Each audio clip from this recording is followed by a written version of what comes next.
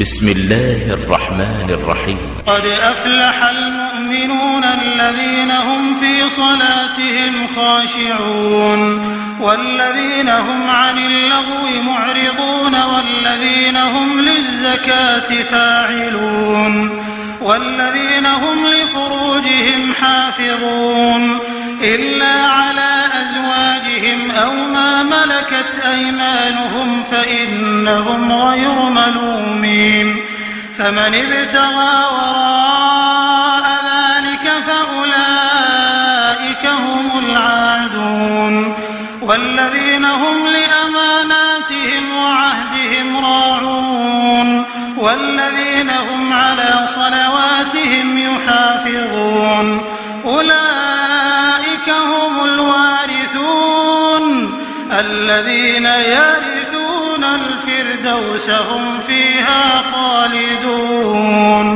ولقد خلقنا الإنسان من الحمد لله رب العالمين والصلاة والسلام على سيد المرسلين وعلى آله وأصحابه أجمعين. الحمد لله نحمده ونستعينه ونؤمن به ونتوكل عليه ونعوذ بالله من شرور أنفسنا ومن سيئات أعمالنا من يهد الله فلا مضل له ومن يضلل فلا هادي له ونشهد أن لا إله إلا الله وحده لا شريك له ونشهد أن سيدنا محمدا عبده ورسوله أرسله بالهدى ودين الحق ليظهره على الدين كله ولو كره المشركون. أما بعد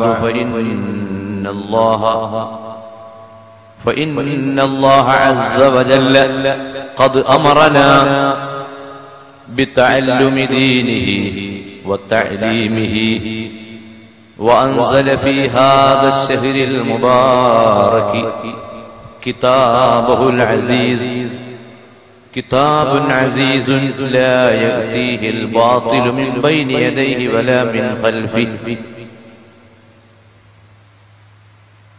فإن خير الحديث كتاب الله وخير الهدي هدي محمد صلى الله عليه وسلم وشر الأمور محدثاتها وكل محدثة بدعة وكل بدعة ضلالة وكل ضلالة في النار. وما توفيقي إلا بالله عليه توكلت وإليه أنيب. ما شاء الله كان وما لم يشأ لم يكن ولا حول ولا قوة إلا بالله العلي العظيم. أعوذ بالله من الشيطان الرجيم.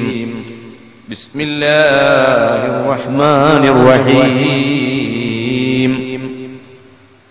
ولقد خلقنا الإنسان من سلالة من طين ثم جعلناه نطفة في قرار مكين ثم خلقنا النطفة علقة فخلقنا العلقة مضغة فخلقنا المضغة عظاما فكسونا العظام لحما ثم أنشأناه خلقا آخر فتبارك الله أحسن الخالقين. ثم إنكم بعد ذلك لميتون ثم إنكم يوم القيامة تبعثون.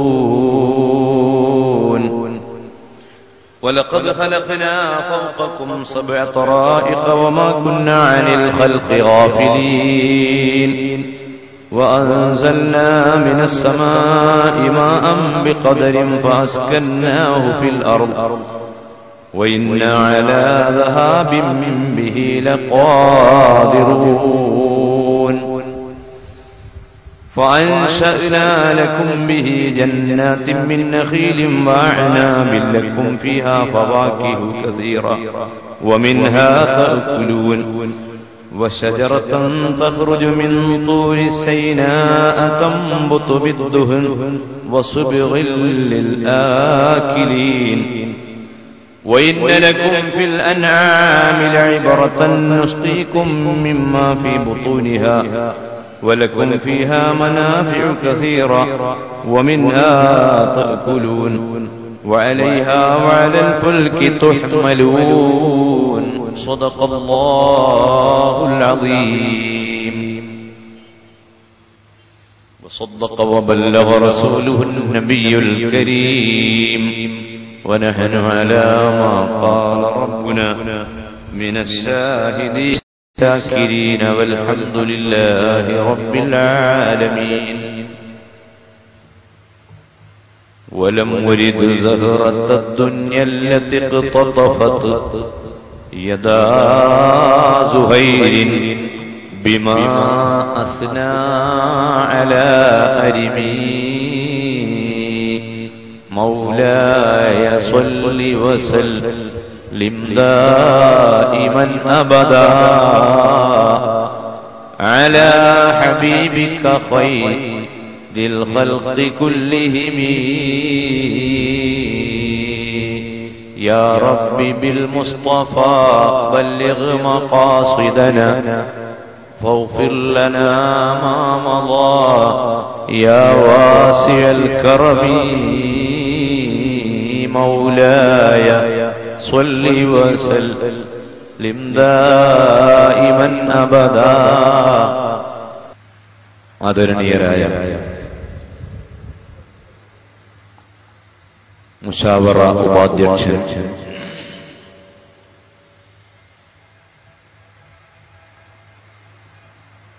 Othukkungal ഇഹ്യാഉ സുന്നയുടെ principal കൂടിയായ ശൈഖുന സുലൈമാൻ മുസ്ലിയാർ, തിരൂർക്കാട് തങ്ങൾ, വേദിയിൽ സദസ്സിൽ സന്നിഹിതരായ സാദാത്തുക്കൾ, ഉലമാക്കൾ, പ്രിയപ്പെട്ട സഹോദരന്മാരെ, സഹോദരികളെ, സുഹൃത്തുക്കളെ, വിജ്ഞാനത്തിന് ഏറെ പ്രാധാന്യം നൽകിയ ഇസ്ലാം മതത്തിന്റെ അനുയായികൾക്ക്, ഇസ്ലാമിനെ പഠിക്കാൻ ആഗ്രഹിക്കുന്നവർക്ക് ഉപയോഗപ്പെടുത്താൻ പറ്റിയ ഒരു സന്ദർഭമാണ് വിശുദ്ധ റമളാൻ. റമളാൻ ഉപയോഗപ്പെടുത്തുന്നതിന്റെ നേട്ടങ്ങളും പ്രയോജനങ്ങളും ലോകമെങ്ങുമുള്ള മുസ്ലിമീങ്ങൾ അനുഭവിച്ച് അറിഞ്ഞതാണ്. അതിന്റെ മഹത്വങ്ങൾ ആമുഖമായി പറയേണ്ട ആവശ്യമില്ല.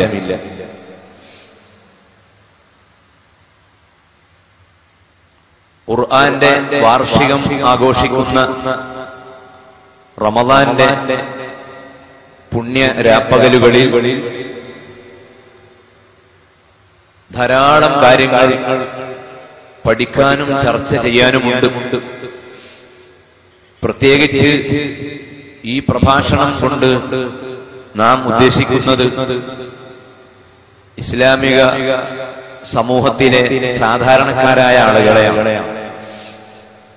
ജീവിതത്തിന്റെ രണ്ടറ്റം കൂട്ടിമുട്ടിക്കുവാനുള്ള തത്രപ്പാടുകൾക്കിടയിൽ വേണ്ടത്ര വിജ്ഞാനമോ ബോധമോ ഉൾക്കൊള്ളാത്തതിന്റെ പേരിൽ സമൂഹത്തിന്റെ മുഖ്യധാരയിൽ നിന്ന് സാധാരണക്കാർ പലപ്പോഴും അകന്നുപോകാറുണ്ട്. അവരെ പിടിച്ചു നിർത്തുന്ന ഏറ്റവും പ്രധാനപ്പെട്ട ഒരു ഘടകം ഉണ്ടെങ്കിൽ അത് ഇതുപോലെയുള്ള പ്രഭാഷണങ്ങൾ മാത്രമാണ്. പണ്ഡിതന്മാരും ഇൽമ് വളരെ അഗാധമായി പഠിക്കുന്ന മുതഅല്ലിമീങ്ങളും ഇതുപോലെയുള്ള വേദികൾ പല രൂപത്തിൽ അവർ ഉപയോഗപ്പെടുത്തുന്നുണ്ടാകും. അതുകൊണ്ട് അവരെ മുഖ്യമായി ഉദ്ദേശിക്കുന്നതിനു പകരം സാധാരണക്കാരെയും സ്ത്രീകളെയും ഉദ്ദേശിച്ചുകൊണ്ടാണ് നമ്മുടെ പ്രഭാഷണങ്ങൾ നടക്കേണ്ടത് എന്നാണ് നാം വിശ്വസിക്കുന്നത്. വിശുദ്ധ ഖുർആനിൽ സത്യവിശ്വാസികൾ പാലിക്കേണ്ട മര്യാദകളും അവര് അവലംബിക്കേണ്ട നിയമങ്ങളും വളരെ വിശദമായി പല അധ്യായങ്ങളിൽ ചർച്ച ചെയ്തിട്ടുണ്ട്. ഖുർആനിലെ പ്രമേയം മനുഷ്യനാണ് എന്ന് നാം ആദ്യം മനസ്സിലാക്കുക. ഖുർആനിലെ ചില അധ്യായങ്ങളുടെ പേര് കേൾക്കുമ്പോൾ തോന്നും അധ്യായത്തിലെ പരാമർശ വിഷയം ഉറുമ്പോ തേനീച്ചയോ പശുവോ അങ്ങനെ എന്തെങ്കിലുമൊക്കെ ആയിരിക്കും. കാരണം ചില അധ്യായങ്ങളുടെ പേർ ആ അർത്ഥത്തിലുള്ളതാണ്. തേനീച്ച എന്നൊരധ്യായം, ഉറുമ്പ് എന്ന വേറധ്യായം, സ്പൈഡർ അല്ലെങ്കിൽ അൽ അൻകബൂത്ത് ചിലന്തി അത് മറ്റൊരധ്യായമാണ്.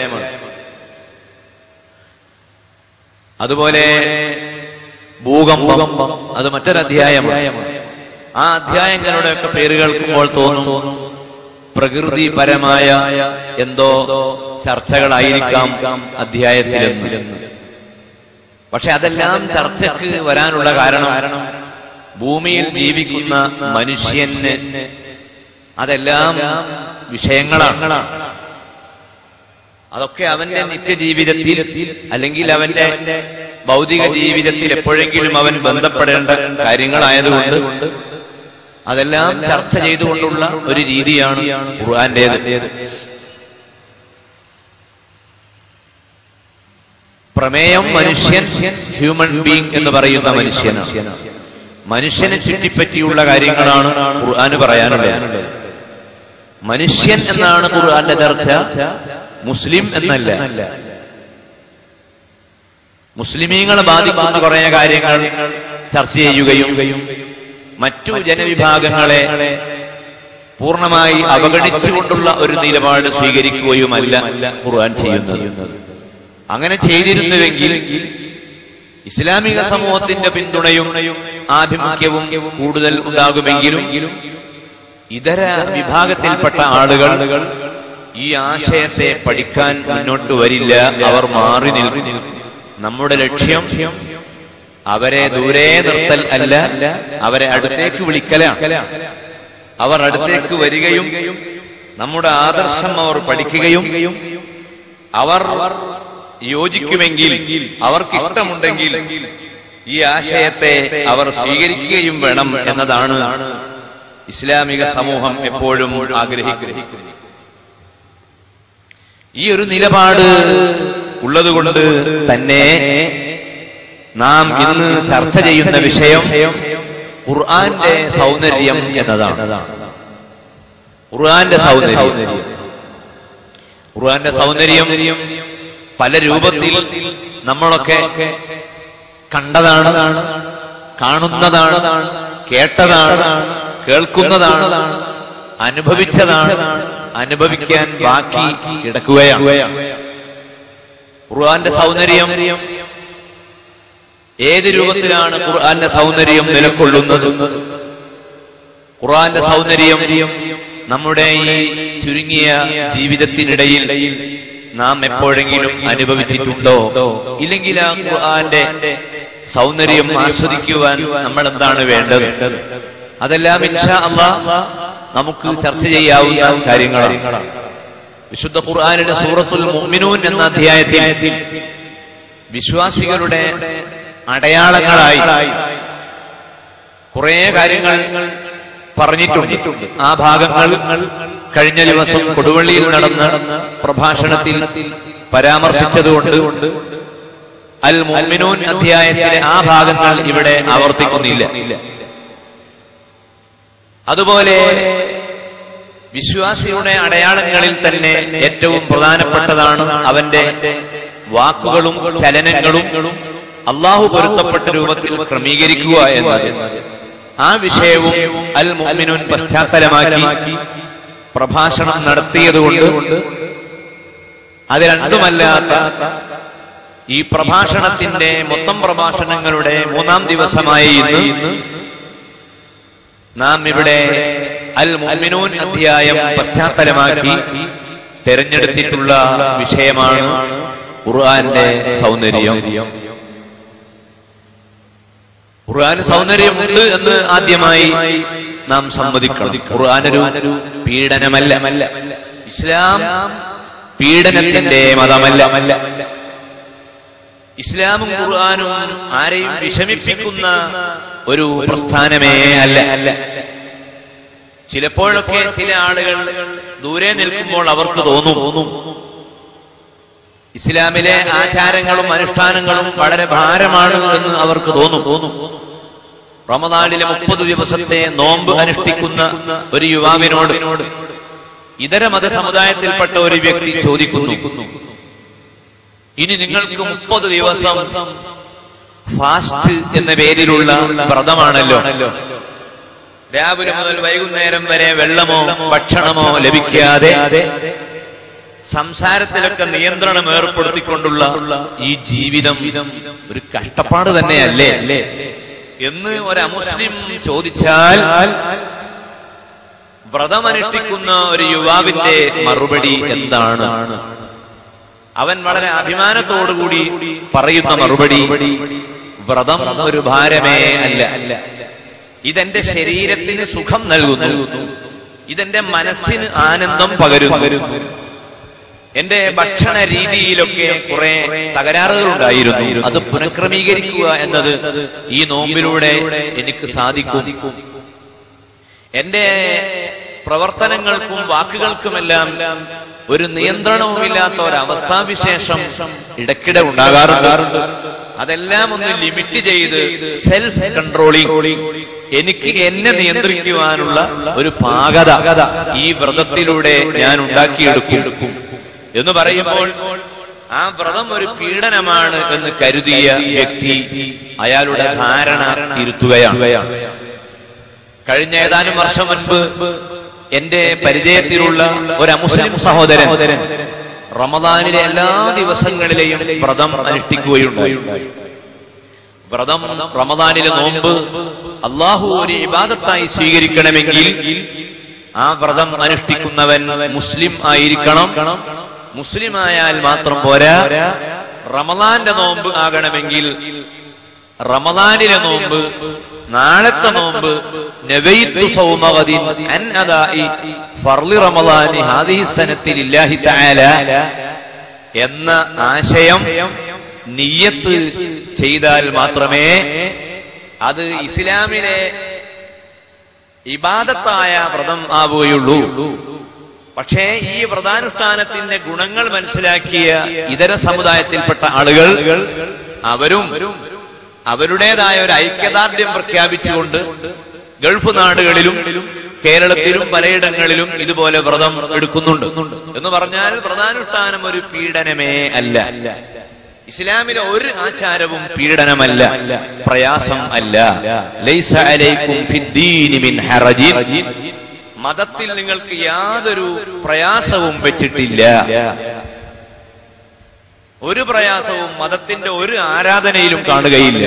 മറിച്ച് ഇസ്ലാമിന്റെ മുഴുവൻ ആശയങ്ങളും ഒരു എൻജോയ്മെന്റ് ആയിട്ടാണ് നാം കാണേണ്ടത്, ഒരു ആസ്വാദനമാണ്. ഭക്ഷണം കഴിക്കുന്നത് ഭാരമാണോ? അങ്ങനെ ആർക്കും തോന്നാറില്ല. ഭക്ഷണം കഴിക്കാൻ വിളിക്കുമ്പോൾ ഒരാൾ പറയുന്നു കഴിയൂല, അത് പ്രയാസമുള്ള പരിപാടിയാണ്, നിങ്ങൾ വേറെ ആരെ വിളിച്ചോ, ഞാൻ വരൂല. അല്ലെ, ഒന്ന് വന്ന ഉപകാരമായിരുന്നു, കഴിയൂല, തിന്നാൻ കഴിയൂല എന്ന് സാധാരണഗതിയിലുള്ള ആരും പറയാറില്ല. പിന്നെ പ്രത്യേക ചില കേസുകളിൽ അങ്ങനെ പറയേണ്ടി വരും. അവിടെ ക്ഷണത്തിന് പീഡനം എന്ന് പറയുകയും ചെയ്യും, അവിടെ തിന്നലും ഒരു പീഡനമായി മാറുകയും ചെയ്യും. ഇപ്പൊ നാം സംസാരിക്കുന്നത് സാധാരണ മനുഷ്യന്മാരുടെ സാധാരണ അവസ്ഥകളായതുകൊണ്ട് വ്രതാനുഷ്ഠാനം ഭക്ഷണം കഴിക്കുന്നതിലുള്ള എൻജോയ്മെന്റ് പോലെ വ്രതത്തെ നമുക്ക് ആസ്വദിക്കാൻ കഴിയും. ഇസ്ലാമിലെ നിസ്കാരം, ആ നിസ്കാരം അതിന്റെ ആദ്യം മുതൽ അവസാനം വരെയുള്ള വാക്കുകളും പ്രവർത്തനങ്ങളും നാം പരിശോധിച്ചു നോക്കിയാൽ അത് റിഫ്രഷ്മെന്റിന് വേണ്ടിയുള്ള, അതായത് നേരത്തെ ഉണ്ടായിരുന്ന ആ ക്ഷീണാവസ്ഥകളൊക്കെ ഒന്ന് മാറ്റിയെടുത്ത് ഒരു പുതിയ ജീവൻ നേടിയെടുക്കുന്നതിന് വേണ്ടിയുള്ള നല്ലൊരു എൻജോയ്മെന്റ് ആണ്. അതുകൊണ്ടാണ് തിരുനബി സല്ലല്ലാഹു അലൈഹി വസല്ലമ നിസ്കാരത്തെ സംബന്ധിച്ച് പറഞ്ഞു, ഖുർറത്തു ഐനി ഫിസ്സലാഹ്, എന്റെ ജീവിതത്തിൽ എനിക്ക് ഏറ്റവും ഇഷ്ടമുള്ളത് 3 കാര്യങ്ങളാണ്. റസൂലുള്ളാഹി സ്വല്ലല്ലാഹു അലൈഹി വസല്ലം പറഞ്ഞു 3 കാര്യമാണ് ഏറ്റവും ഇഷ്ടം. ഒന്ന്, ഞാൻ കെട്ടിയ, ഞാൻ വിവാഹം ചെയ്ത എന്റെ ഭാര്യ. അവൾ നേരത്തെ സൗന്ദര്യമുണ്ടായിരുന്നു, ഇപ്പോൾ സൗന്ദര്യമെല്ലാം കുറഞ്ഞിട്ടുണ്ട്. അവൾക്ക് രോഗമാണ്, അവൾ മെലിഞ്ഞിട്ടുണ്ട്. മുമ്പത്തെ പോലെ അത്ര സന്തോഷം പലപ്പോഴും തോന്നുന്നില്ല. പക്ഷേ മനസ്സിലുള്ള ആ സംതൃപ്തി അവളെ അറിയിക്കുകയും അവളോടുള്ള ആ സന്തോഷം നമ്മിൽ ഉണ്ടാവുകയും വേണം. അത് നബിയുടെ സുന്നത്താണ്.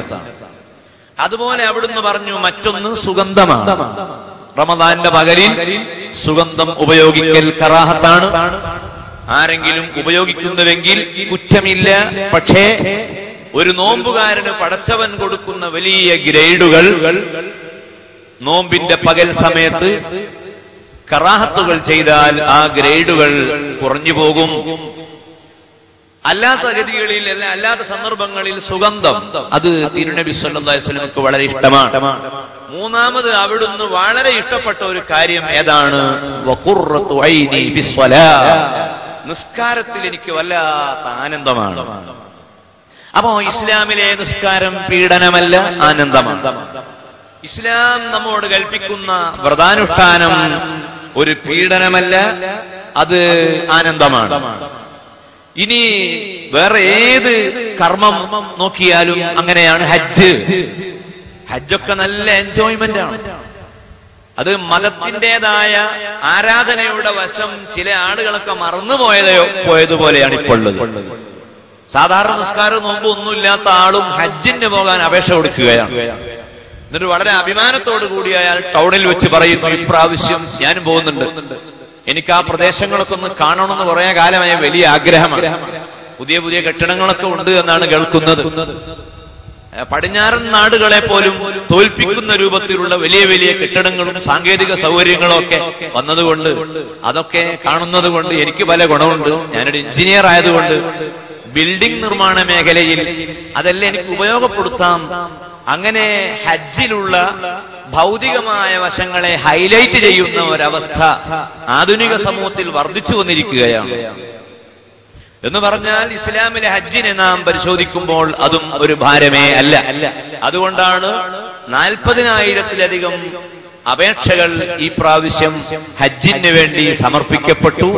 7,000 മാത്രം പരിഗണിച്ചു. അത് ഒരു പീഡനമാണെങ്കിൽ ഇത്ര കൂടുതൽ അപേക്ഷ വരില്ലല്ലോ. പിന്നെ ഓരോ നാട്ടിലും പള്ളിയിലെ ഉസ്താദ് അല്ലെങ്കിൽ ഇമാമ് ഹജ്ജിന് പോകാൻ ആരെങ്കിലും ഇല്ല, പീഡനമാണ്, വിഷമമാണ്, അല്ല എന്തെങ്കിലുമൊക്കെ നമുക്ക് വേണ്ടതൊക്കെ ചെയ്യാം, ചെറിയൊരു സഹായം എല്ലാവരോടും. അങ്ങനെ വല്ലാതെ ഉസ്താദ് വിഷമിപ്പിക്കുകയാണെങ്കിൽ, നിർബന്ധിക്കുകയാണെങ്കിൽ ഞാൻ മകനെ വേണമെങ്കിൽ അയച്ച് തരാം, അവന് ലേശം ആരോഗ്യമുണ്ട് എന്ന രൂപത്തിലാണല്ലോ ഈ ഹജ്ജിന്റെ ചർച്ച പോകേണ്ടത്. അങ്ങനെ അല്ല ഉള്ളത്. പിന്നെ ഇസ്ലാമിലെ ഇബാദത്തായ ഹജ്ജ് ആവേശത്തോടുകൂടി പ്രവർത്തിക്കുവാൻ സമൂഹത്തിലെ ആബാലവൃദ്ധം ജനങ്ങൾ ആഗ്രഹം പ്രകടിപ്പിക്കുകയാണ്. പിന്നെ ഏതാണ് ഒരു പീഡനമായി തോന്നുന്നത്? സാമ്പത്തിക രംഗത്തുള്ള സക്കാത്ത് ആണോ? സക്കാത്ത് പീഡനമേ അല്ല. സക്കാത്തിൽ ഏറ്റവും നല്ലൊരു വശം നോക്കൂ. നിങ്ങളുടെ കയ്യിലുള്ള ആ പണത്തിന്റെ 2.5% നിങ്ങൾ പാവപ്പെട്ടവർക്ക് സക്കാത്തിന്റെ അവകാശികൾക്ക് നൽകിയാൽ അവരിൽ നിന്ന് ലഭിക്കുന്ന ഒരു പ്രാർത്ഥനയുണ്ട്. വസല്ലി അലൈഹിം ഇന്ന സ്വലാതക സകനുൽ ലഹും.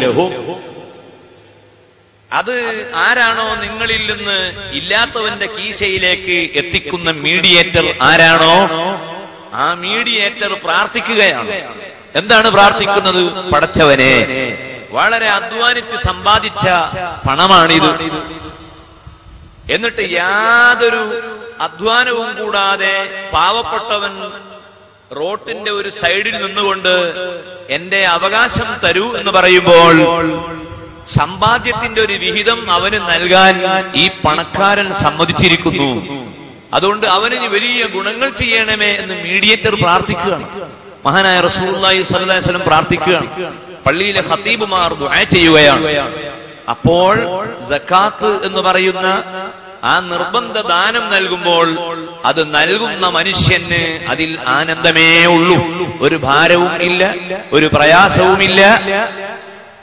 ഇങ്ങനെ നാം നോക്കുമ്പോൾ ഇസ്ലാമിന്റെ ഏത് ആരാധനയാവട്ടെ അതെല്ലാം സന്തോഷത്തോടുകൂടി ചെയ്യാനുള്ളതാണ്, പുഞ്ചിരിയോടുകൂടി ചെയ്യാനുള്ള പ്രവർത്തനങ്ങളാണ്. എല്ലാം വളരെ സന്തോഷത്തിൽ, യാതൊരു വിഷമമോ പ്രയാസമോ ഇല്ല. പക്ഷേ ചെറിയൊരു പ്രയാസം നമുക്കൊക്കെ എപ്പോഴെങ്കിലും തോന്നുന്നുവെങ്കിൽ ഞാൻ പറയട്ടെ, അതിന് ചില കാരണങ്ങളുണ്ട്.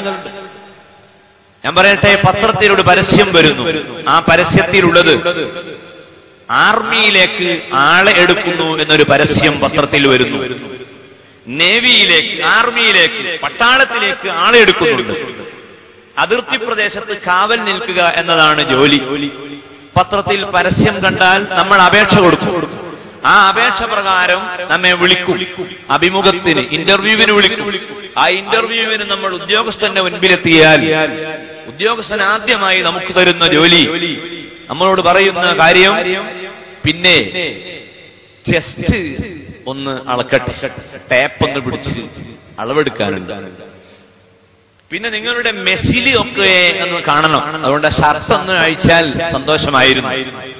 ഇവൻ പറഞ്ഞു, അല്പം ബലം പിടിച്ചുകൊണ്ട് പറഞ്ഞു, അതിനൊന്നും കഴിയൂല, വേറെ പല ജോലിയൊക്കെ ഉള്ള ആളാണ്. ഞാൻ പിന്നെ പത്രത്തിലൊരു പരസ്യം കൊടുത്തു, അങ്ങനെ വന്നു എന്ന് മാത്രമേ ഉള്ളൂ. അവൻ ഷർട്ട് അയക്കാൻ തയ്യാറായില്ല. അവന്റെ ചെസ്റ്റിന്റെ അളവെടുക്കാൻ അവൻ സമ്മതിച്ചില്ല. ജോലി കിട്ടണമെന്ന് ആഗ്രഹിക്കുന്ന മനുഷ്യനാണെങ്കിൽ ആ ഉദ്യോഗസ്ഥന്റെ മുൻപിൽ അനുസരണത്തോടെ എല്ലാ കാര്യങ്ങൾക്കും തയ്യാറാണ്. രണ്ടാമത്തെ ഊഴത്തിൽ ഉദ്യോഗസ്ഥൻ പറയുന്നു, ഈ തെങ്ങുമ്മലൊന്ന് കയറണം, മരത്തിൽ കയറണം. സാറേ എന്താ പരിപാടി? പട്ടാളത്തിലെ അവിടെ മരം കയറാനുണ്ടാവോ? എക്സ്ക്യൂസ് മീ, അതൊന്നും ചോദിക്കരുത്. പട്ടാളത്തിലേക്കാണ് പോകുന്നത്. ഭാരമുള്ള പല കാര്യങ്ങളും അവിടെ ചെയ്യാനുണ്ടാവും. അതിർത്തിയിൽ നുഴഞ്ഞു കയറ്റക്കാർ വരുമ്പോൾ ഓടേണ്ടി വരും. മറുഭാഗത്ത് ഏതെങ്കിലും തന്ത്രം വരുമ്പോൾ ആ തന്ത്രത്തെ അതിജയിക്കേണ്ടി വരും. അതുകൊണ്ട് ഒന്ന് കയറിയാൽ ഉപകാരമാണ്. 5 മിനിറ്റ് കൊണ്ട് ആ വലിയ മരത്തിന്റെ മുകളിൽ അവൻ കയറി ഇറങ്ങി. അവന് മാർക്കുകൾ സ്കോർ ചെയ്തു. അവനോട് പറഞ്ഞു, 400 മീറ്റർ ഓടലാണ് അടുത്ത പരിപാടി.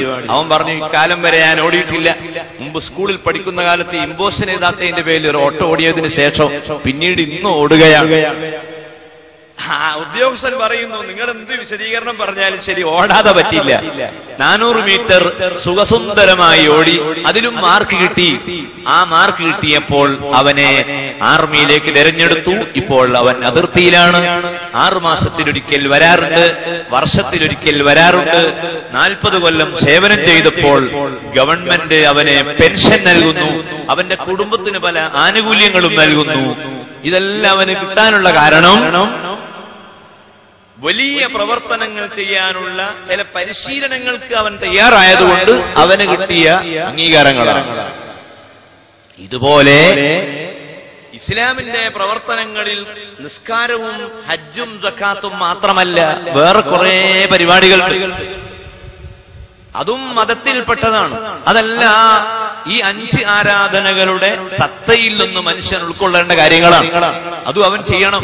പാവപ്പെട്ടവർക്ക് സഹായം ചെയ്യൽ, റിലീഫ് രൂപീകരിക്കൽ, വീടില്ലാത്തവർക്ക് വീട് വെച്ച് കെട്ടിക്കൊടുക്കൽ, കണ്ണില്ലാത്തവന് കൈപിടിച്ച് ലക്ഷ്യസ്ഥാനത്ത് എത്തിച്ചു കൊടുക്കൽ, വിവാഹപ്രായമെത്തിയ പെൺകുട്ടികൾക്ക് സാമ്പത്തികമായ സഹായങ്ങൾ നൽകി നല്ല ഇണകളെ ഉണ്ടാക്കിക്കൊടുക്കൽ, ഇതൊക്കെ ഒരു മുസ്ലിമിന് ചെയ്യാനുള്ള പ്രവർത്തനങ്ങളാണ്. അതൊക്കെ ചെയ്യണമെങ്കിൽ കുറെ ത്യാഗം അനുഭവിക്കണം, പ്രയാസങ്ങൾ അനുഭവിക്കണം, പരിശീലനം ആവശ്യമാണ്. ആ പരിശീലനവും ഈ നോമ്പിലൂടെ നമ്മളിങ്ങനെ ആർജിച്ചുകൊണ്ടിരിക്കുകയാണ്. നമ്മളത് അറിയുന്നില്ല എന്ന് മാത്രം. നമ്മൾ ആ പരിശീലനത്തിന്റെ കളരിയിലാണ് ഇപ്പോൾ ഉള്ളത്. അപ്പോൾ ഒരു മുസ്ലിമിനെ സംബന്ധിച്ചിടത്തോളം അവന് പല പ്രയാസങ്ങളും അവന്റെ ജീവിതത്തിൽ വരും. ആ പ്രയാസമുള്ള ഘട്ടങ്ങളിൽ പതറാതെ കാര്യങ്ങളൊക്കെ ഭംഗിയായി ചെയ്യണമെങ്കിൽ ട്രെയിനിങ് ആവശ്യമാണ്, പരിശീലനം ആവശ്യമാണ്. ആ പരിശീലനത്തിന്റെ തുടക്കത്തിൽ കുറച്ചൊരു ഭാരമുണ്ടാകും. തെങ്ങ് കയറുമ്പോലുള്ള ഭാരം പോലെ, 400 മീറ്റർ ഓട്ടത്തിന്റെ ഭാരം പോലെ, റമദാനിലെ ആദ്യത്തെ കൊല്ലം നോമ്പ് നോൽക്കുമ്പോൾ ചെറിയൊരു ഭാരമൊക്കെ തോന്നും. അത് മെല്ലെ മെല്ലെ ഭാരം കുറഞ്ഞ് കുറഞ്ഞ് കുറഞ്ഞ് ഒരു 90 വയസ്സ് പ്രായമുള്ള കിഴവി, സുബ്ഹാനല്ലാഹ്, ആരോഗ്യം പറ്റ ഡൗണാണ്. ആ 90 വയസ്സുള്ള ഉമ്മാമ നമ്മുടെ വീട്ടിൽ നോമ്പ് നോൽക്കുകയാണ്. നമ്മൾ പറഞ്ഞു നോക്കി, അല്ല ഈ നോമ്പ് നിങ്ങൾ നോൽക്കണ്ട, ഡോക്ടർ പറഞ്ഞു നോൽക്കണ്ടെന്നല്ലേ. ആ 90 വയസ്സുള്ള ഉമ്മയുടെ മറുപടി എന്താണ്? ഞാൻ നോൽക്കാതിരിക്കൂല, മരിക്കുകയാണോ മരിച്ചോട്ടെ, നോൽക്കാതെയുള്ള പരിപാടി എന്നോട് പറയണ്ട. അപ്പൊ എന്താണ് ഇതിന്റെ അർത്ഥം? ഇസ്ലാമിലെ ആരാധനകൾ ഒരിക്കലും തന്നെ പീഡനങ്ങൾ അല്ല, അത് മുഴുവനും എൻജോയ്മെന്റ് ആണ്, ആസ്വാദനമാണ്. ഭക്ഷണം കഴിക്കുന്നത് ജീവിതത്തിന്റെ ഭാഗമാണ്, വായു ശ്വസിക്കുന്നത് ജീവിതത്തിന്റെ ഭാഗമാണ്, വെള്ളം കുടിക്കൽ ജീവിതത്തിന്റെ ഭാഗമാണ്, ഇസ്ലാം മതത്തിന്റെ ആചാരാനുഷ്ഠാനങ്ങളും ജീവിതത്തിന്റെ ഭാഗമാണ്. അത് വേറെ ഒന്നായിട്ട് കാണരുത്. തറാവീഹ് അത് ജീവിതത്തിന്റെ ഒരു ഭാഗമാണ്. അതങ്ങനെ നിസ്കരിച്ചുകൊള്ളും. മുന്നിൽ ആരാണ് ഇമാമ്? ഇന്ന് ആരാണെന്ന് അറിയില്ല. കണ്ടിട്ട് തോന്നുന്നത് വലിയ സൂറത്തേതോ തുടങ്ങുന്നാണ് തോന്നുന്നത്. അള്ളാഹു കാക്കട്ടെ എന്നൊക്കെ വിചാരിച്ച് കൂടിയതാണ്. പക്ഷേ അത് 2 ദിവസമേ ഭാരമുള്ളൂ. 3-ാമത്തെ ദിവസം അവൻ ചോദിക്കുകയാണ്. ഖുർആൻ കംപ്ലീറ്റ് ഓതുന്ന നല്ലൊരു ഹാഫിളായ ഇമാമിന്റെ കീഴിൽ നിസ്കരിക്കാൻ പൂതിയുണ്ട്. എവിടെ കിട്ടും അങ്ങനെ ഒരു ഇമാമിനെ? ആ അന്വേഷണത്തിലാണ് ഇപ്പോൾ ഇസ്ലാമിക സമൂഹം ഉള്ളത്. സഹോദരന്മാരെ, അതുകൊണ്ട് വിശുദ്ധമായ മതം പീഡനമല്ല, അതിന് സൗന്ദര്യമുണ്ട്. ഇസ്ലാമിന്റെ മുഴുവൻ ആചാരങ്ങൾക്കും സൗന്ദര്യമുണ്ട്. ആ സൗന്ദര്യം ഉണ്ടാവാനുള്ള കാരണം എന്താണ്? ഈ മതത്തെ ആവിഷ്കരിച്ചിട്ടുള്ളത് സുന്ദരനായ, എല്ലാ ഗുണങ്ങളും ഒത്തിണങ്ങിയ, എല്ലാ നന്മയും ഒത്തിണങ്ങിയ ഒരു തമ്പുരാനായ റബ്ബാണ്, അള്ളാഹുവാണ് ഈ മതത്തെ കൊണ്ടുവന്നത്. ഒരു നല്ല കലാകാരന്റെ വീട്ടുമുറ്റത്ത് ഏതെങ്കിലും ഒരു നല്ല കല എന്തായാലും ഉണ്ടായേ തീരൂ. ഒരു കലാപകാരിയുടെ വീട്ടിന്റെ മുറ്റത്ത് എന്തെങ്കിലും കലാപങ്ങളും അവിടെ ഉണ്ടാകും.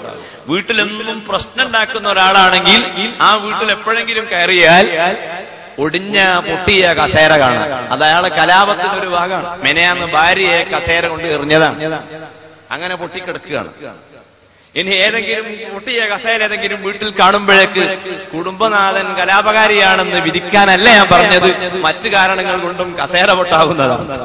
അപ്പൊ ഒരു കലാപകാരി അവൻ എപ്പോഴും കലാപങ്ങളുമായിട്ടാണ് അവന്റെ ബന്ധം ഉണ്ടാവുക. ഇന്നല്ലാഹ ജമീലുൻ യുഹിബ്ബുൽ ജമാൽ. തിരുനബി സല്ലല്ലാഹു അലൈഹി വസല്ലമ പറയുന്നു, അല്ലാഹു ജമീലാണ്, അല്ലാഹു എല്ലാ ഗുണങ്ങളും ഒത്തിണങ്ങിയവനാണ്, അവന് വൈകല്യങ്ങളില്ല. അല്ലാഹുവിന് വൈകല്യങ്ങളില്ല.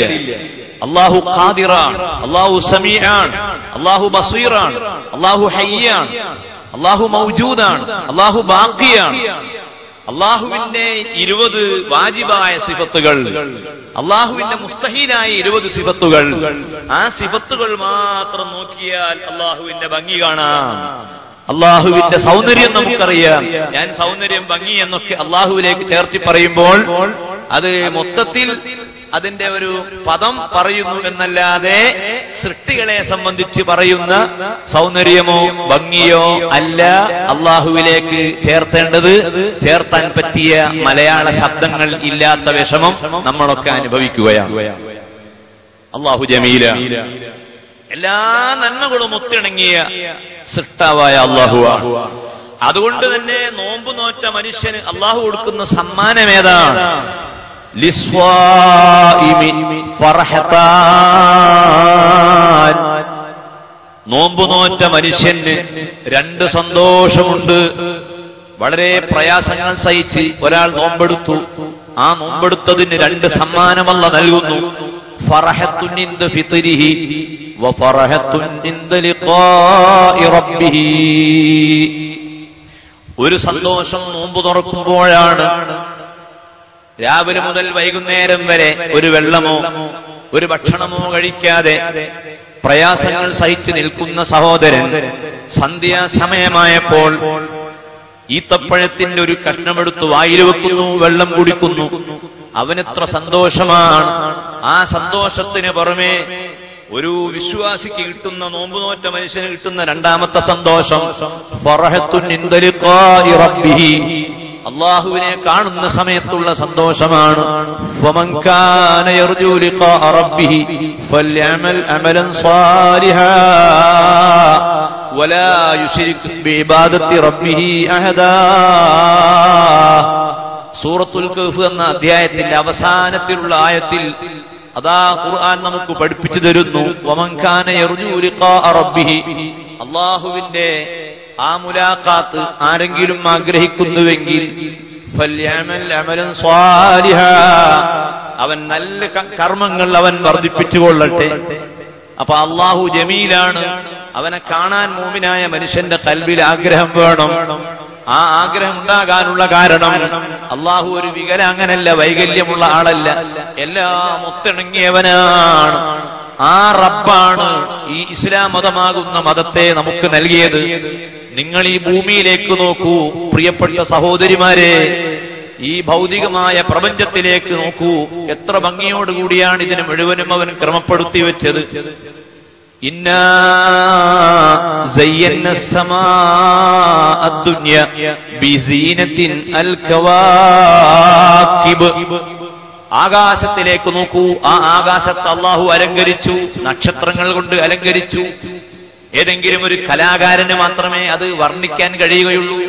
ഞാനൊരു കലാകാരനല്ലാത്തതുകൊണ്ട് എനിക്ക് വർണ്ണിക്കാൻ കൂടുതൽ കഴിയുകയില്ല. ചില നോവലുകളൊക്കെ എഴുതുന്ന ആളുകൾ ആകാശത്തെ വർണ്ണിക്കുന്നു, ഭൂമിയെ വർണ്ണിക്കുന്നു, പുഴയിലെ വെള്ളം ഒഴുകിപ്പോകുന്ന കളകളാരവത്തെ അവർ വളരെ വിശദമായി എഴുതുന്നു. സന്ധ്യാസമയത്ത് കടലിലേക്ക് പതിച്ചുകൊണ്ടിരിക്കുന്നതായി തോന്നുന്ന സൂര്യന്റെ ആ പ്രകാശത്തിന് നേരെ നോക്കിയിട്ട് കുമാരനാശാൻ എഴുതി. അതുപോലെ പലരും എഴുതി. കമല സുറയ്യ എഴുതി, സാഹിത്യകാരികൾ എഴുതി, നോവലിസ്റ്റുകൾ എഴുതി, ആർട്ടിസ്റ്റുകൾ എഴുതി. അത് കലാപരമായ അവരുടെ ആ ഒരു വിചാരം കൊണ്ട് എഴുതാൻ കഴിയുകയാണ്. എങ്കിൽ ഈ ഭൗതിക ലോകം എത്ര ഭംഗിയുള്ളതാണ് സഹോദരന്മാരെ, സുഹൃത്തുക്കളെ. എത്ര ഭംഗിയിലാണ് അല്ലാഹു ഈ ലോകത്തെ സൃഷ്ടിച്ചിട്ടുള്ളത്. ഇതെല്ലാം സൃഷ്ടിച്ച അതേ റബ്ബിന്റെ ഒരു ഉൽപ്പന്നമാണ് നിങ്ങളും ഞാനും. മനസ്സിലാക്കണം. നമ്മളെ ഈ ശരീരത്തിൽ നമുക്ക് വലിയ അധികാരമൊന്നുമില്ല എന്ന് എല്ലാവരും മനസ്സിലാക്കണം. അല്ലാഹു ആ സാധനങ്ങളെ പടച്ച അല്ലാഹു നമ്മയും പടച്ചു. റബ്ബേ, നിന്റെ ഒരു ഉൽപ്പന്നമാണ് സാധുവായ ഞാൻ. എന്റെ ഉമ്മക്കും ബാപ്പക്കും അതിന്റെ ഒരു നിമിത്തം എന്നതിൽ കവിഞ്ഞ് വേറെ യാതൊരു പങ്കാളിത്തവുമില്ല. ഒരു ഉമ്മയും ബാപ്പയും കൂടി, അവരൊരു ഭാര്യയും ഭർത്താവും കൂടെ, അല്ലെങ്കിൽ ദമ്പതികൾ അവരെ ഒരു കുഞ്ഞിന് ജന്മം നൽകാൻ പോകുന്ന സമയത്ത് ഏത് രൂപത്തിലുള്ള കണ്ണാണ് നമ്മുടെ കുഞ്ഞിന് വേണ്ടത്, മൂക്കാണ് വേണ്ടത്, ചെവി ഏത് രൂപത്തിലാണ് വേണ്ടത് എന്ന് ചർച്ച ചെയ്തല്ലല്ലോ അവർ ലൈംഗിക ബന്ധം നടത്തുന്നത്. പ്രകൃതിപരമായ ഒരു ദൗത്യം അവർ നിർവഹിക്കുന്നു. കുഞ്ഞ് ഭൂമിയിൽ ജനിക്കുന്നു.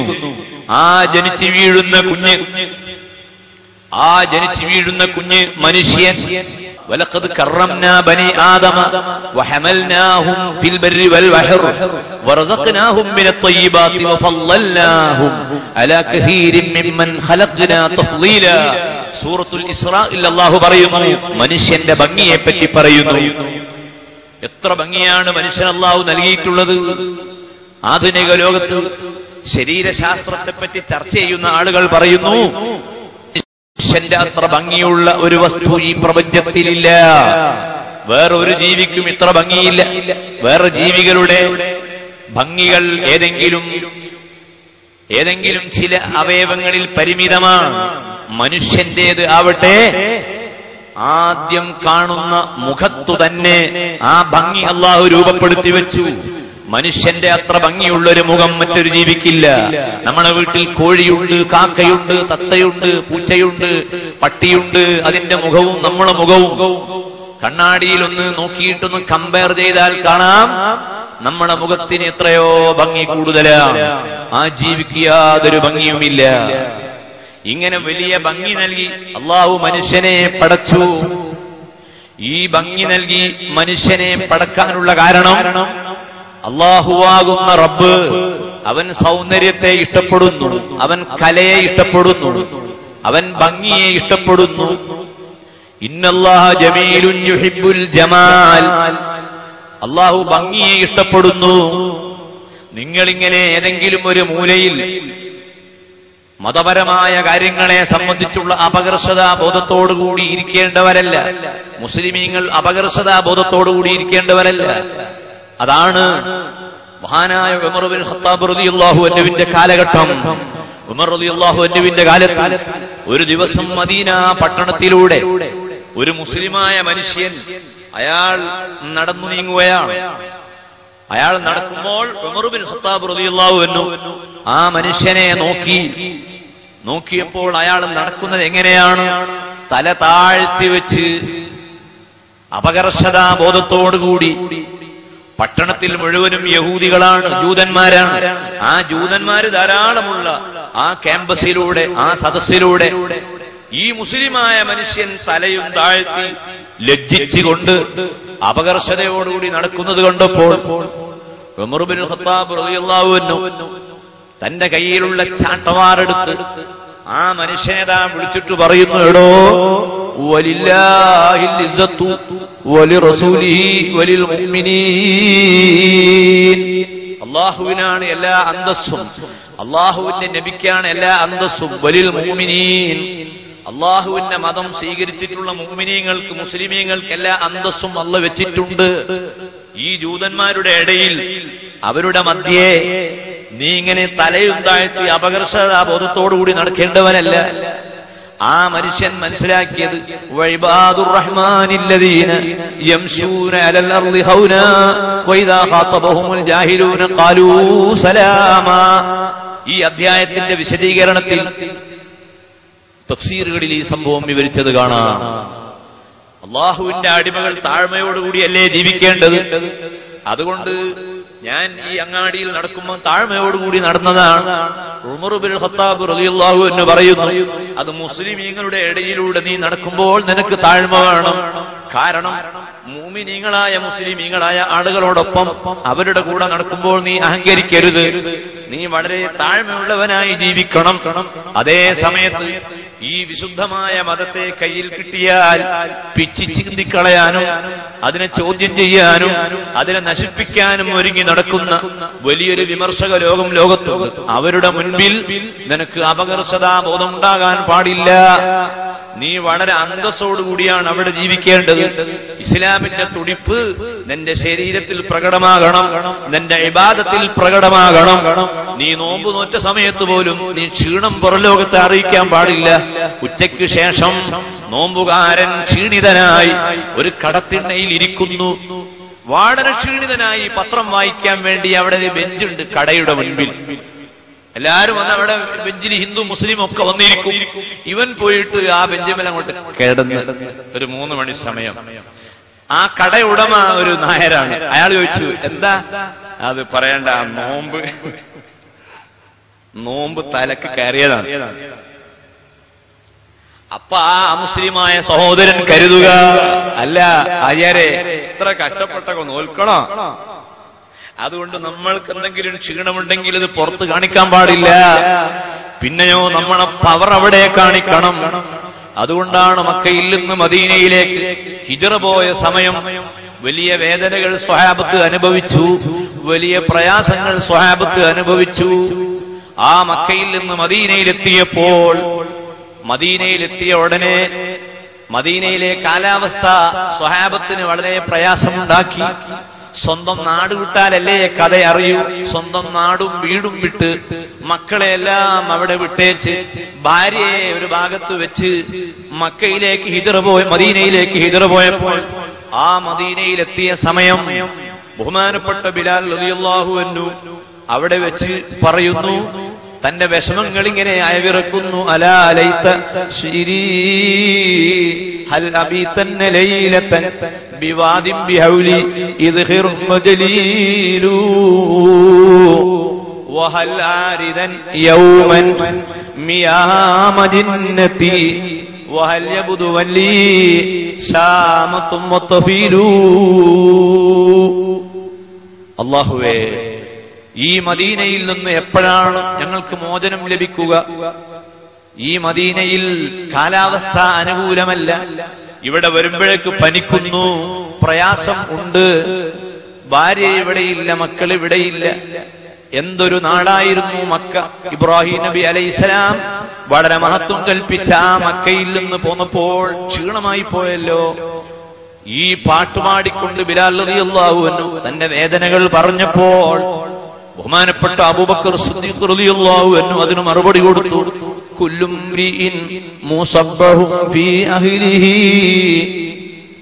വൽ മൗതു അദ്നാ മിൻ ശിറാകി നഅലിഹി. ഓ ബിലാൽ, അങ്ങനെയൊന്നും പറഞ്ഞു പോകരുത്.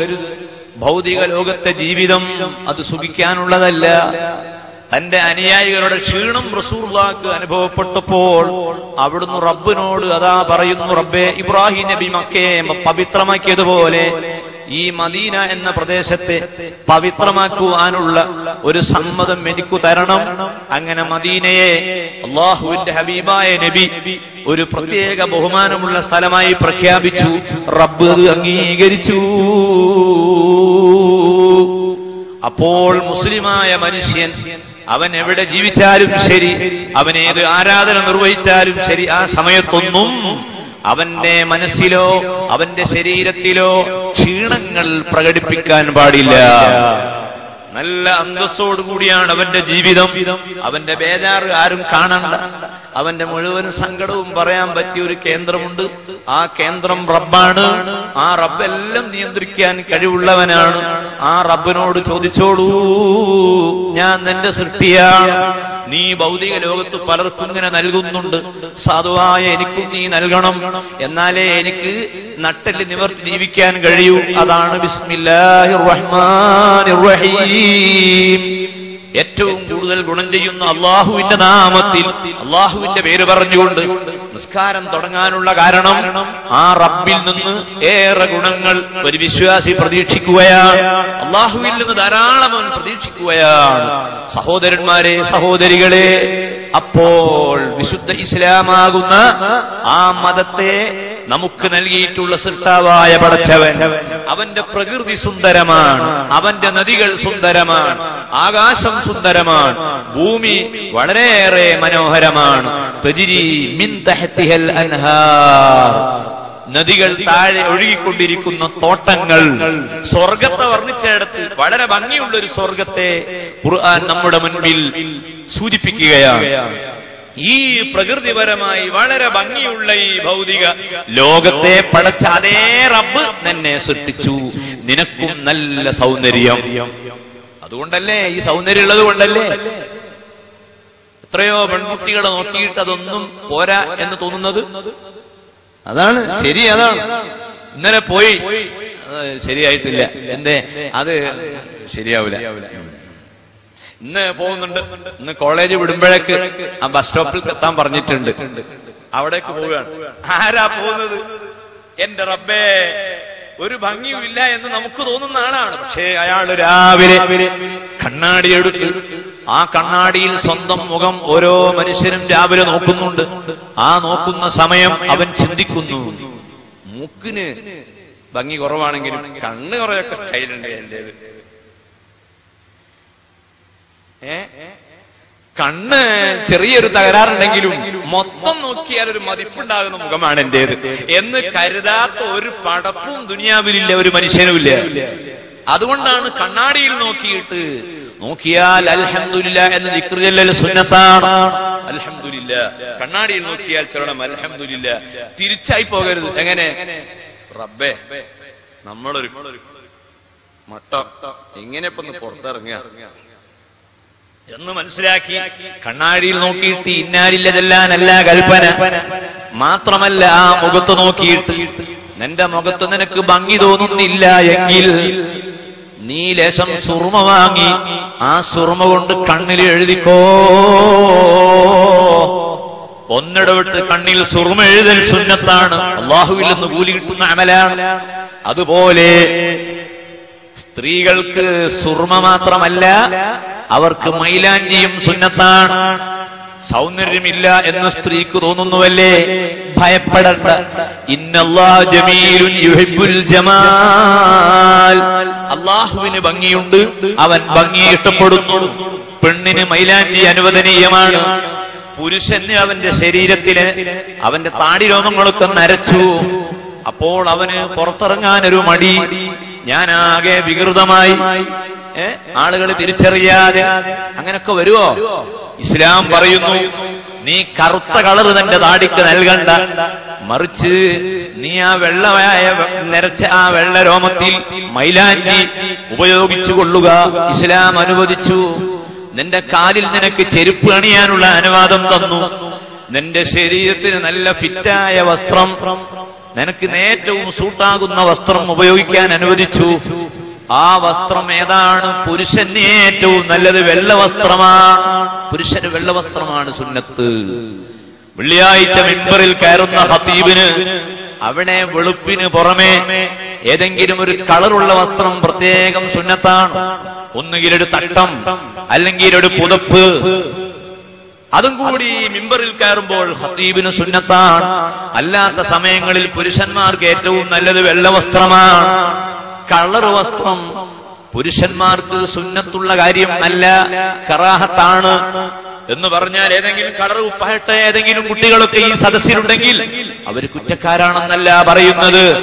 ഒരു ജോലിയുടെ ഭാഗമായി പ്രത്യേക കളർ യൂണിഫോമായി ഉപയോഗിക്കുന്നുവെങ്കിൽ അതിന്റെ പേരിലൊന്നും ഇസ്ലാം നമ്മളെ ശിക്ഷിക്കുകയില്ല. ഞാൻ പറഞ്ഞു വരുന്നത്, ഭംഗി നിലനിർത്താൻ പഠിപ്പിച്ച പരിശുദ്ധ ദീൻ പെണ്ണുങ്ങളോട് പറയുന്നു, നിങ്ങൾക്ക് കളർ വസ്ത്രമാണ് സുന്നത്ത്, വെള്ള വസ്ത്രമല്ല. അതുകൊണ്ട് അവർ കളറുള്ള വസ്ത്രം അണിയുന്നു. അവർക്ക് സ്വർണ്ണാഭരണം അനുവദിച്ചു, പുരുഷന്മാർക്ക് സ്വർണം അനുവദിച്ചില്ല. കാരണം പുരുഷന്മാര് സ്വർണം ഉപയോഗിക്കാൻ തുടങ്ങിയാൽ സ്വർണത്തിന്റെ വില വർദ്ധിക്കും. ഇന്ന് ലോകത്ത് സ്വർണത്തിന്റെ വില വർദ്ധിക്കാനുള്ള കാരണം പുരുഷന്മാർ സ്വർണം ഉപയോഗിക്കാൻ തുടങ്ങിയതുകൊണ്ടാണ്. സ്വർണത്തിന്റെ ആഭരണങ്ങൾക്ക് വില കൂടിയത്. ഇസ്ലാം പറയുന്നു, പുരുഷൻ സ്വർണം ഉപയോഗിക്കാൻ പാടില്ല, സ്വർണത്തിന്റെ ആഭരണങ്ങൾ പാടില്ല. നിന്റെ ശരീരം മൊത്തത്തിൽ തന്നെ വളരെ ഭംഗിയോടുകൂടി റാഹത്തോടുകൂടി നിലനിൽക്കണം. ആ ഭംഗിയോടുകൂടി നിലനിൽക്കാൻ വേണ്ടി അതിന് കുറെ മര്യാദകൾ ഇസ്ലാം പഠിപ്പിക്കുന്നു. ആ നിയമങ്ങൾ പഠിപ്പിക്കാൻ വേണ്ടി അള്ളാഹു അവതരിപ്പിച്ച വേദഗ്രന്ഥമാണ് പരിശുദ്ധ ഫുർഖാനുള്ള അദീമാകുന്ന ഖുർആൻ. ആ ഖുർആൻ ഇങ്ങ് വന്നു. ഖുർആൻ എടുത്തു നോക്കൂ, അതിന്റെ ആദ്യം മുതൽ അവസാനം വരെ മറിച്ചു നോക്കിയാൽ ഖുർആന്റെ ഭംഗി എത്രയാണ്.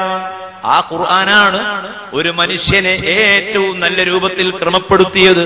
വത്തീനി വസ്സൈതൂൻ വതൂരി സീനീൻ വഹാദൽ ബലദിൽ അമീൻ ലഖദ് ഖലഖനൽ ഇൻസാന ഫീ അഹ്സനി തഖ്വീം.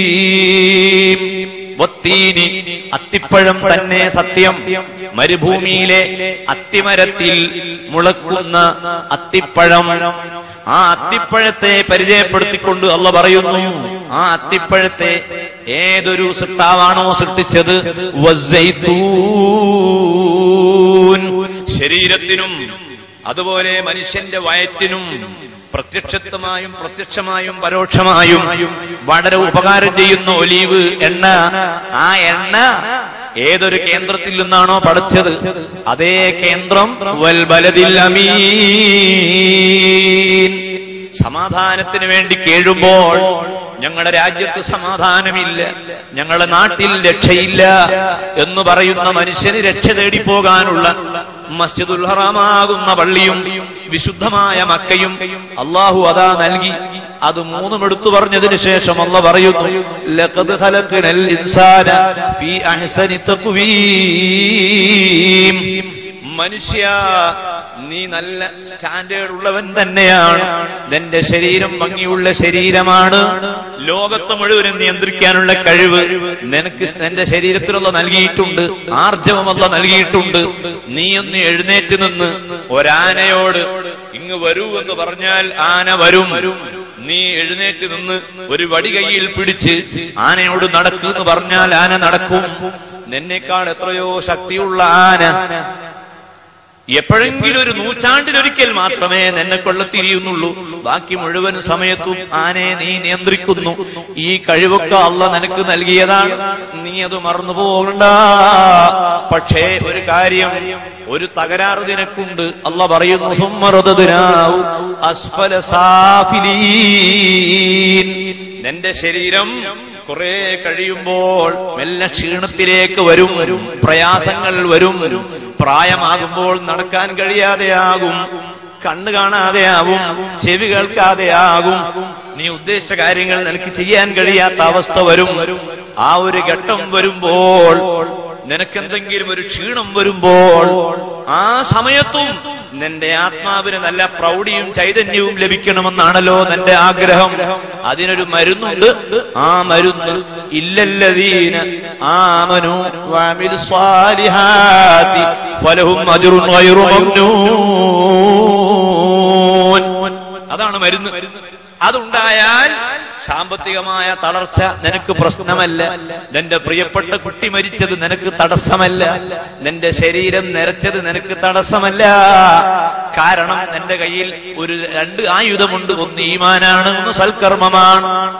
ആ ഈമാനും സൽക്കർമ്മവും എവിടുന്ന് കിട്ടണം, എവിടുന്ന് കാണണം, അതറിയാനാണ് നിനക്ക് ആഗ്രഹമെങ്കിൽ സുന്ദരനായി നിന്നെ പടച്ച റബ്ബ്, സുന്ദരമായി പ്രകൃതിയെ ക്രമീകരിച്ച റബ്ബ് നിന്റെ മുൻപിൽ വളരെ സുന്ദരമായ രൂപത്തിൽ ഒരു ഖുർആൻ അവതരിപ്പിച്ചിട്ടുണ്ട്. അത് നീ ഒന്ന് തുറന്നു നോക്കിയാൽ നിനക്ക് ആവശ്യമുള്ള മുഴുവൻ ഈമാനും എല്ലാ സൽക്കർമ്മങ്ങളിലേക്കുള്ള വഴിയും ആ ഖുർആനിൽ നിന്ന് നിനക്ക് ലഭിക്കുന്നതാണ്. ഇല്ലല്ലദീന ആമനൂ വഅമിലുസ് സ്വാലിഹാത്തി ഫലഹും അജ്റുൻ ഗൈറു മംനൂൻ.